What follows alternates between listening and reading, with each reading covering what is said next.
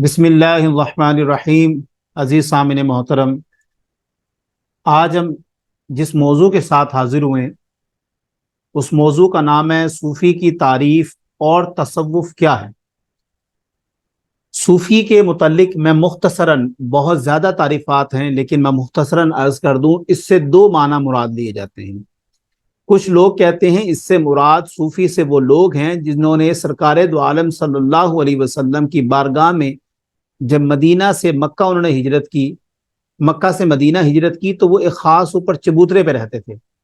ये वो असहाबे रसूल थे या असहाबे सुफ़ा थे कि जिन्होंने दुनिया को तर्क कर दिया था, तमाम मामला छोड़ के आप अलैहिस्सलाम की बारगाह में रहने लग पड़े थे।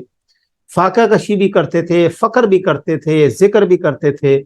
तो गोया इनसे सूफ़ी निकले। दूसरा माना, जो दूसरी तारीफ है, वो ये कहते हैं कि कल्ब की सफाई के साथ सोफ पोश यानी कि एक सादा लिबास पहनना, नफसानी ख्वाहिशात को ज़ुहद और तकवा से दूर करना और शरीयत मुस्तफ़ा सल्लल्लाहु अलैहि वसल्लम पर अमल करते हुए नफ्स को सजा देना, उसको कठिन मामला पेश करना है, को सूफी कहा जाता है। अब ज़ुहद क्या है? ज़ुहद से मुराद ये है कि इंसान तमाम जिंदगी के मामलात करता है, लेकिन वो तमाम जिंदगी के मामलात अल्लाह और उसके रसूल के लिए करता है। सूफी का दुनिया से कोई ताल्लुक नहीं है, ये एक बात ज़हन में रखें। जिस तरह हमें कुछ खाने की जरूरत पड़ती है, उसमें हमें तमा भी हो जाती है, कमी कहीं ना कहीं लालच भी आ जाती है, उसको इससे गर्ज नहीं होती।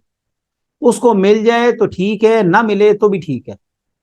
और जो मिल गया उस पर कभी वो इसरार नहीं करता कि मुझे कम मिला है, ज्यादा मिला है, नहीं मिलना चाहिए था, मिलना चाहिए था, फलां के पास क्या चीज है, फलां, वो इस चीज से उसको तमा नहीं होती। अब ये जो तहरीक तसव्वुफ है, ये कब से स्टार्ट हुई है? ये एक शख्स था अब्दुल वाहिद बिन जैद, जिसने बाकायदा इसका आगाज किया, सलूक की मजालिस कायम की, जिक्र अज़कार की मजालिस कायम की, और इस तरह दूसरी सदी हिजरी में बाकायदा ये सूफीज़म या तसव्वुफ की एक लड़ी निकलती है, या इसकी हमें तारीख मिलती है। इससे पहले सूफीज़म इस तरह मशहूर नहीं था। लेकिन जो अहादीस में एक लफ्ज मिलता है वो एहसान है। इससे तसव्वुफ का एक तसव्वुर वो निकालते हैं। वो कहते हैं कि इससे पहले तसव्वुफ जायज था, या इसमें तसव्वुफ मौजूद है, और कुरान पाक की आयत से भी वो निकालते हैं। अभी अब उनका भी मुताला करते हैं।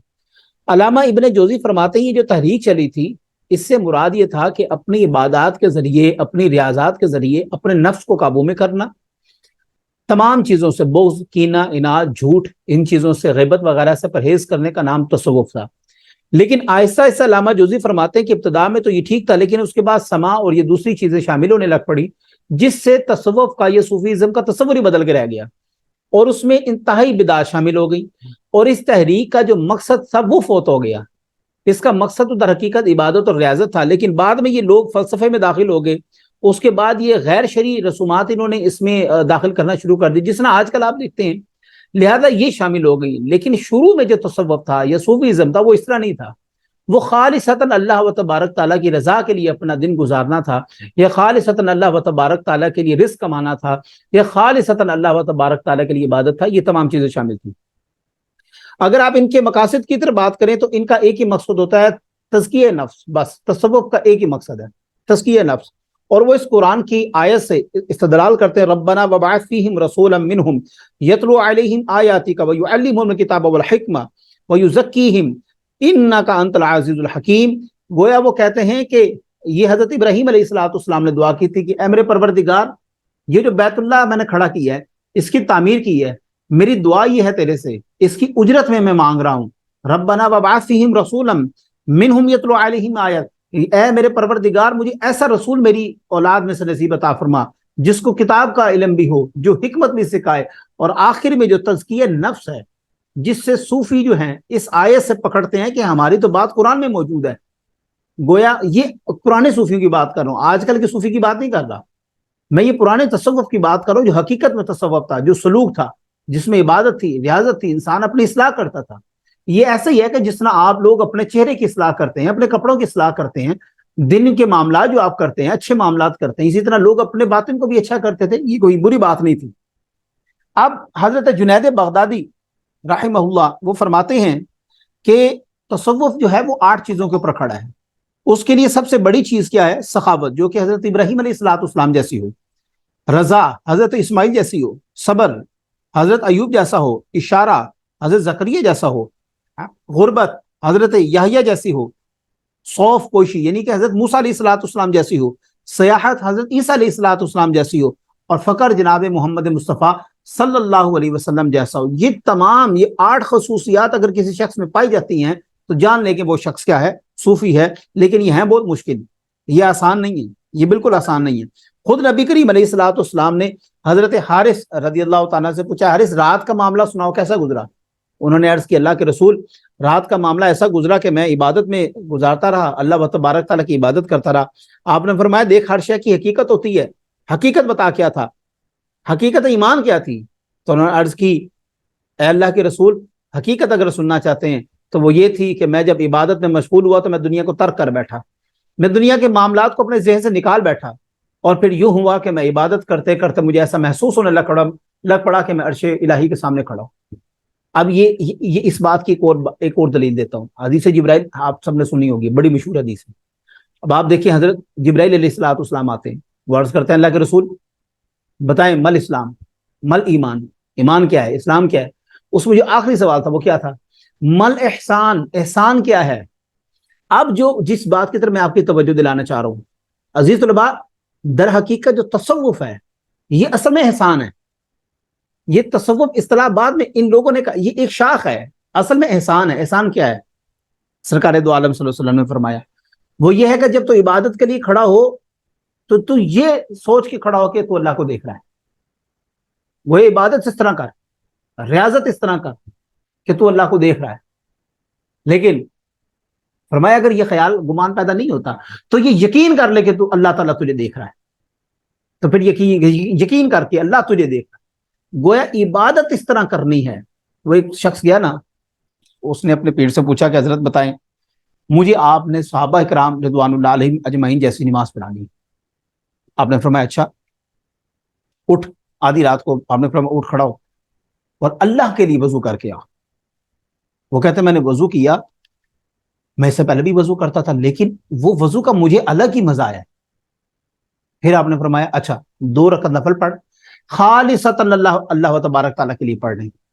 وہ کہتے ہیں میں اس سے پہلے بھی نماز پڑھتا تھا لیکن ان 2 نفلوں کا اتنا اثر مجھ پر ہوا کہ گویا میں نے پہلی دفعہ نماز پڑھی ہو، اتنا مجھے سکون ملا، اتنا سکون ملا۔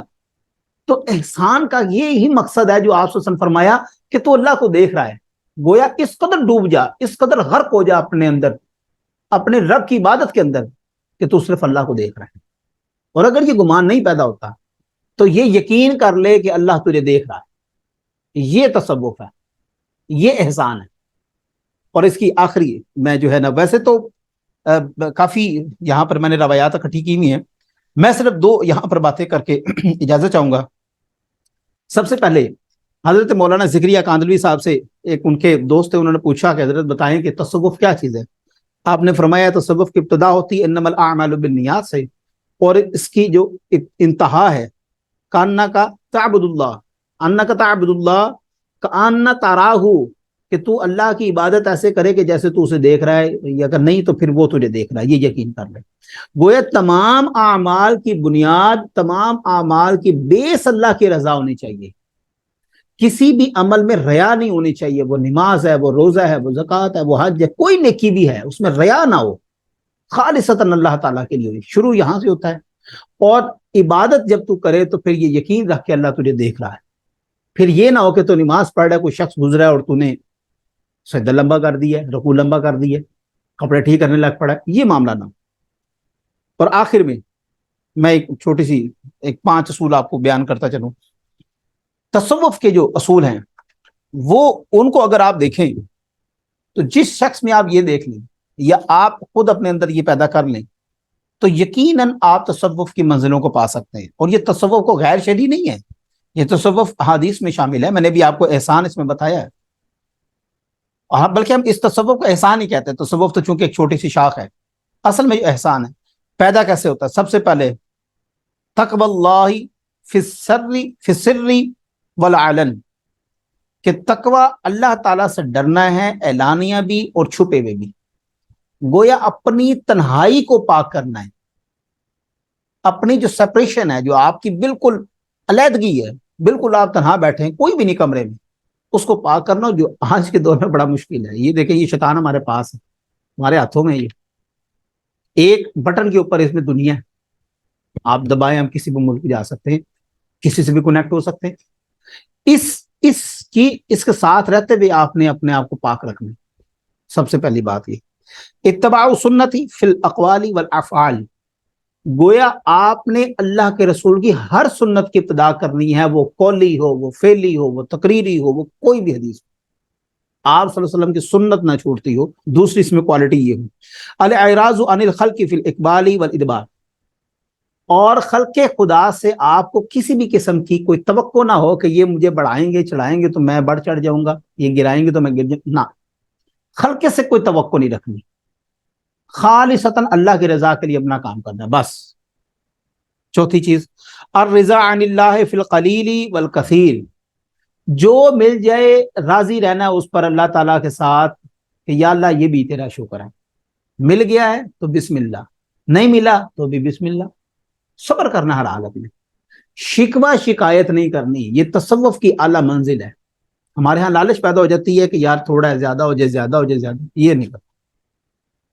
والرجوع، اور رجوع کرنا اللہ، اللہ کی طرف، فی السراء والضراء، ہر معاملے میں، چاہے خیر ہو چاہے شر ہو، جس معاملے میں بھی ہو، برائی میں اچھائی میں، رجوع اللہ سے کرنا ہے، توبہ اللہ کرنی ہے، اللہ تعالیٰ سے اس کے ساتھ راضی رہنا ہے، بس۔ یہ نہیں کہ میں آپ کو خلاصہ بتا دوں، وہ یہ ہے کہ آپ دیکھیے دل کی کیفیت ہے، ایک بغض کیفیت ہے نا، مطلب بغض ہمیں نظر تو نہیں آتا نا، کیسا ہے اس کا رنگ، کیسا ہے اس کا وزن، کیسا نہیں نظر آتا، لیکن تصوف جو یہ بغض ہے، یہ ہمارے جب دل میں آ جائے، کینہ، جھوٹا خیال، جھوٹی گواہی، یہ چیزیں جب دل میں آ جائیں تو وہ ہمارے اعمال کو تباہ کر کے رکھ دیتی ہیں۔ یہ چیزیں نظر نہیں آتی لیکن دل کی حالت کو خراب کر کے رکھ دیتی ہیں۔ تو اگر آپ چاہتے ہیں آپ کی دل کی حالت ٹھیک ہو تو ان 5 اصولوں کو پکڑ لیں، یہ وہ بہترین 5 اصول ہے، اور اس میں سب سے جو بڑا اصول میرے نزدیک ہے وہ یہ ہے کہ آپ اپنی تنہائی کو پاک کریں، بس۔ جس شخص کی تنہائی پاک ہے حضرت، اس کا ظاہر بھی پاک ہے، اس کا باطن بھی پاک ہے، اس میں کسی بھی قسم کا کوئی لالچ نہیں ہوگا۔ دعا ہے کہ اللہ تبارک تعالیٰ حقیقی تصوف جو الاحسان ہے اس کے اوپر عمل پیرا ہونے کی توفیق عطا فرمائے، ہمیں نیک عمل کرنے کی توفیق عطا فرمائے، اور دوسروں کو نیکی کی دعوت دینے کی بھی توفیق عطا فرمائے۔ اپنی دعا میں یاد رکھیے گا۔ جزاک اللہ، اللہ حافظ۔